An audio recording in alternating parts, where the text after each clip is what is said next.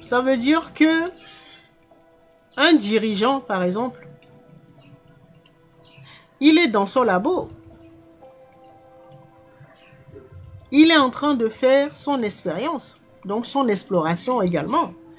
C'est une partie, c'est une facette de nous, puisque de toute façon, il n'y a que nous. D'accord?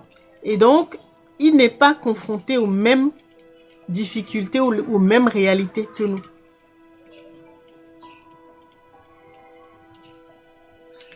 Et donc, la population également n'a pas la même réalité. Ne va pas vivre la même chose.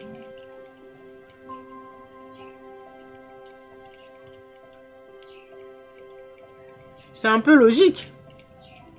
Dans une entreprise, par exemple, le patron, il ne vit pas la même réalité que les employés.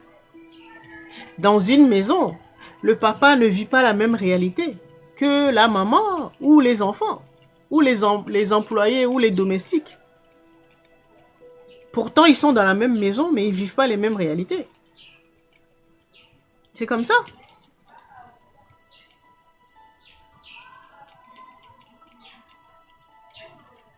Le but de tout ça, là, c'est de pouvoir harmoniser tous les points de vue. Quand on a un être spirituel, c'est ce qu'on cherche d'abord. Harmoniser les points de vue. Et là, j'ai sorti ma baballe. J'ai sorti ma balle aujourd'hui. Je vous ai souvent donné les cours avec ça, avec la balle. Regardez. L'univers. Considérez l'univers comme cette balle.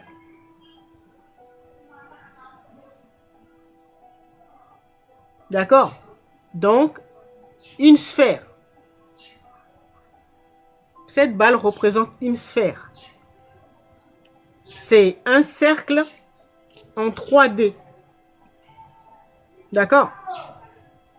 Et dans une sphère, il n'y a pas de centre. Il n'y a pas de centre parce que tous les points là, que j'ai mis en bleu là, tous les points représentent, tous ces points là représentent le centre de la sphère. Ça veut dire quoi? Ça veut dire que concrètement, si tu es là, tu es le centre de l'univers. Si tu es là, tu es le centre de l'univers. Si tu es là, tu es le centre de l'univers. Il n'y a pas un centre ou un point qui est figé et dit « moi je suis le chef ». Tout le monde est le chef. Ou le leader. Ou le président. Ou le roi, la reine dans son univers.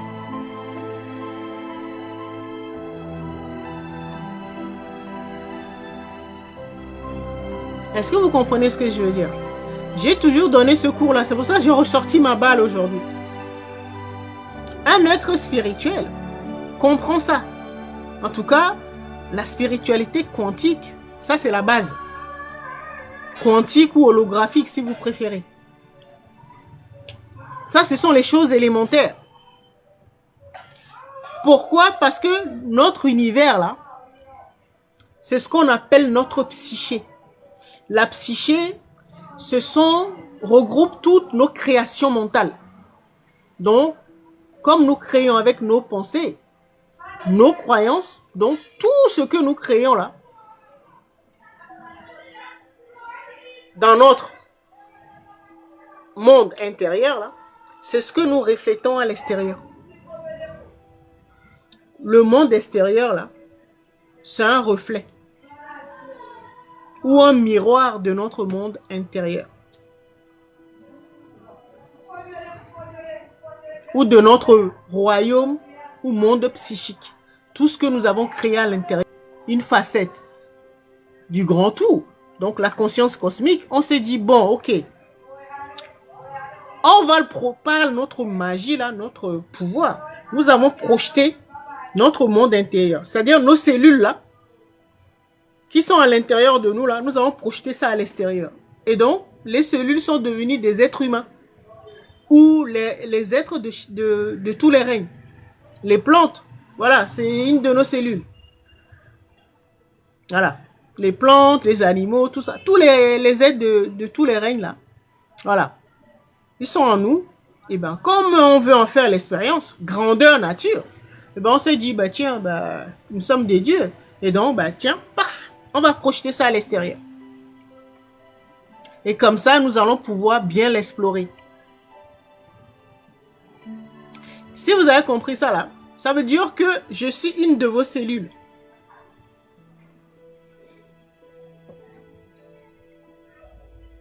Maintenant, il faut vous rappeler que vous êtes dans votre laboratoire. Le laboratoire, c'est ce que j'appelle l'univers psychique. Votre monde intérieur, c'est ce que vous avez projeté à l'extérieur. Et donc, nous sommes interconnectés. Moi aussi, j'ai mon monde psychique, mon royaume psychique. Et dans mon royaume psychique, vous êtes, vous qui regardez là, vous êtes une de mes cellules. Chacun le fait dans son univers. Et donc, normalement, chacun arrivera à un moment, il va comprendre qu'en fait, il est au sommet. C'est-à-dire, il est le chef de toutes les autres cellules. Comme fonctionne le monde à l'extérieur, là, dans chaque pays, c'est comme votre labo ou votre monde psychique, là, votre royaume psychique, ben c'est un pays. C'est comme si, voilà, là je suis au Togo, ben c'est comme si c'est le Togo. Et donc, quand vous arrivez à un certain niveau, vous allez voir que ben, sur le fauteuil présidentiel ou le trône, ben c'est vous. Parce qu'il faut une personne à la tête. C'est la cellule qui aura réussi à se mettre à la tête. À se mettre là. Le point là. Que je vous montrais tout à l'heure. Voilà. Mais si tu ne sais pas encore, eh ben, tu subis quoi. Tu es enfermé dans l'univers psychique, dans le labo de quelqu'un d'autre. Donc tu vas servir de rat de laboratoire. Parce que tu n'as pas encore compris. Tu n'as pas encore retrouvé ta souveraineté. D'accord? Depuis ta position, si tu n'as pas compris, eh ben, tu subis. Tu es enfermé dans la matrice ou dans le labo de quelqu'un d'autre. C'est la règle de notre univers. Il y a d'autres univers. Hein? Il y a d'autres univers. Mais le nôtre, c'est la règle. Quand tu nais, tu oublies. Tu oublies qui tu es et ce que tu es venu faire.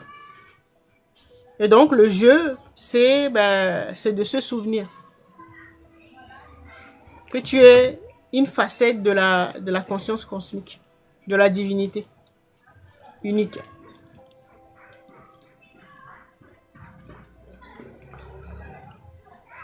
Et la conscience cosmique détient la totalité des connaissances ou des sagesses. C'est pour ça que je parle de se souvenir. Nous n'avons rien à apprendre. Tout se trouve en nous. Nous sommes là pour nous souvenir. Et surtout nous occuper parce que l'éternité, c'est très très très long. D'accord? En fait, ce que je disais, c'est que les dirigeants d'un pays, d'une entreprise, peu importe, d'une association, d'une religion, voilà, ne sont pas confrontés aux mêmes réalités que les fidèles ou la population et tout cela. Ça, vous devez le comprendre. D'accord? Une âme jeune ou non expérimentée ne rencontre pas les mêmes difficultés ou ne fait pas l'expérience, ne fait pas les mêmes expériences que les âmes qui sont plus expérimentées.